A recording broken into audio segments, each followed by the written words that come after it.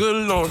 Disturbing facts that will probably disturb you even if you're not easily disturbed. Part 150. A study involving 75,000 adults compared the participants' preferred sleeping time with their actual sleep behavior and found, regardless of one's preferred bedtime, everyone benefited from going to bed early. So, all the people that think that they can function on 4 or 5 hours of sleep and then you're always like, why do I feel like shit? That's why.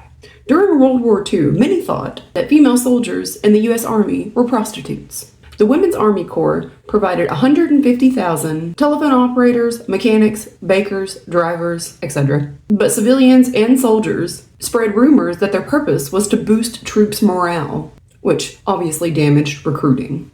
Now, there is an actual term for women that are specifically for boosting the soldiers' morale.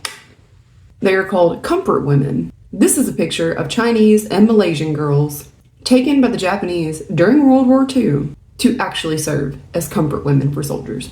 And as you can see, these comfort women were mostly children.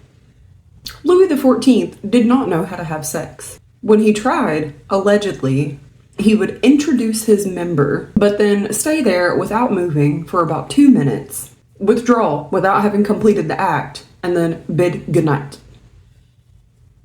Did he have any kids? Anyone know? If so, we know that the woman put in the work.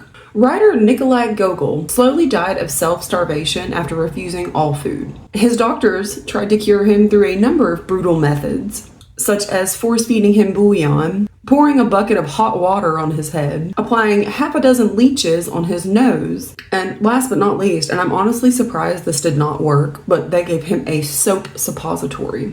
I can't believe that didn't work.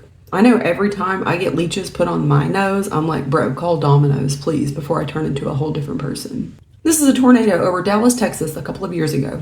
That same tornado, though not nearly as strong, hit my little town, and that's how we got Barty Crouch Jr. He showed up after the tornado, and then he never left. Cockroaches cannot survive a nuclear blast, despite popular opinion. While cockroaches can withstand high levels of radiation, they would be killed by the heat and the shockwave of a nuclear explosion. The idea that cockroaches can survive a nuclear blast comes from rumors that they were seen emerging from the rubble after the bombing of Hiroshima and Nagasaki. However, there is no documented evidence that cockroaches actually survived the bombing. Thank God for that. Cockroaches give me the creeps. I mean, I feel like they're pretty harmless, but do cockroaches bite? I feel like I read somewhere that cockroaches can bite. If you've ever been bitten by a cockroach, please tell me your experience. On the evening of February 11, 1963, Sylvia Plath, the world-famous author, tucked her children into bed, then went back into the kitchen and put her head into the oven, turned it on, and then herself through the inhalation of natural gas. Michael Collins, who took this photo of Earth in 1969, at the time was the only human, living or dead, that was not in the photo. I feel like that's kind of like a broad thing to say, because I get that it's, you know, we're like including like people buried in cemeteries, but what about the people that were cremated? Or, I mean, I know that most people like throw ashes like out into the ocean, or they plant them with a tree, or sometimes they'll say, thanks for watching.